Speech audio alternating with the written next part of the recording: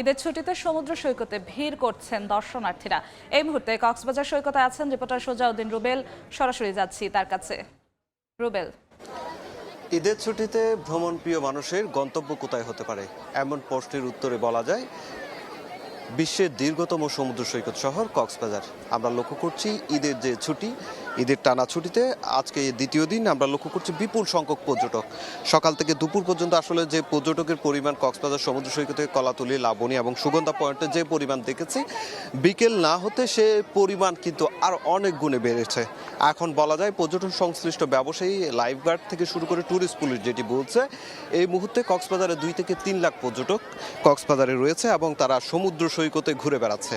একদিকে সূর্যাস্ত যেমন দেখেছে, ঠিক তেমনি এখন সমুদ্রে যে বালিয়াড়ি রয়েছে, বিস্তীর্ণ বালিয়াড়ি, সেই বালিয়াড়িতে ঘোরাফেরা করছে, ছবি তুলছে। আবার অনেকে আমরা লক্ষ্য করছি যে সাগর তীর রয়েছে, সাগর তীরের একদম কাছে গিয়ে পা ছুঁয়ে পানি দিয়ে তারা গোসল করছে বা অনেকে পানি নিয়ে খেলা করছে, এই অবস্থা বিরাজ করছে। আবার বালিয়াড়ির যে শুকনো বালিয়াড়ি রয়েছে, সেখানে কিটকট রয়েছে, কিটকটে বসে অনেকে কিন্তু তাদের আনন্দঘন মুহূর্তগুলো পার করছে। এভাবেই কিন্তু ঈদের যে আনন্দ উৎসব বলা যায় সেটি কক্সবাজারে পরিপূর্ণভাবে উদযাপন করছে দেশের দূর দূরান্ত থেকে আসা পর্যটকরা। আমরা অনেক পর্যটকের সঙ্গে কথা বলেছি, তারা যে বিষয়টি বলেছে, যেহেতু ঈদের টানা ছুটি পড়ে, এই ছুটিতে একমাত্র যাওয়ার যে গন্তব্য সেটি তারা বলছে, এক কথাই বলছে কক্সবাজার সমুদ্র সৈকত।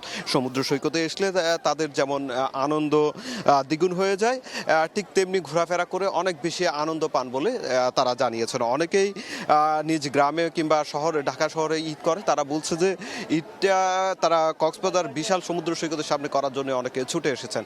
আমরা পর্যটন ব্যবসায়ীদের সঙ্গে কথা বলেছি, তারা যে বিষয়টি বলছে, আজকে যে পর্যটকের পরিমাণ সেটি আগামী 2-1 দিন আরও বেশি বাড়তে পারে। বিশেষ করে পহেলা বৈশাখ পর্যন্ত, আগামী 14 এপ্রিল পর্যন্ত এই পর্যটকের যে চাপটি সেটি থাকবে, তেমনটাই প্রত্যাশা করছে। এবং পর্যটকের আগমন যেটি বলা হচ্ছে, আমরা প্রথম দিকে বলেছিল 5 থেকে 7 লাখ, কিন্তু পরবর্তীতে এখন যেটি বলা হচ্ছে আনুমানিক 10 থেকে 12 লাখ পর্যটক এই আগামী 14 এপ্রিল পর্যন্ত কক্সবাজারে থাকবে এবং প্রতিদিনই বিপুল সংখ্যক পর্যটক তারা কক্সবাজারে ভ্রমণ করবেন, এমনটাই প্রত্যাশা করছেন।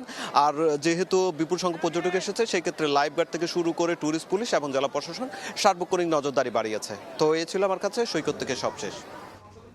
কক্সবাজার সমুদ্র সৈকত থেকে সরাসরি যুক্ত হয়েছিলেন সহকর্মী সোজাউদ্দিন রুবেল।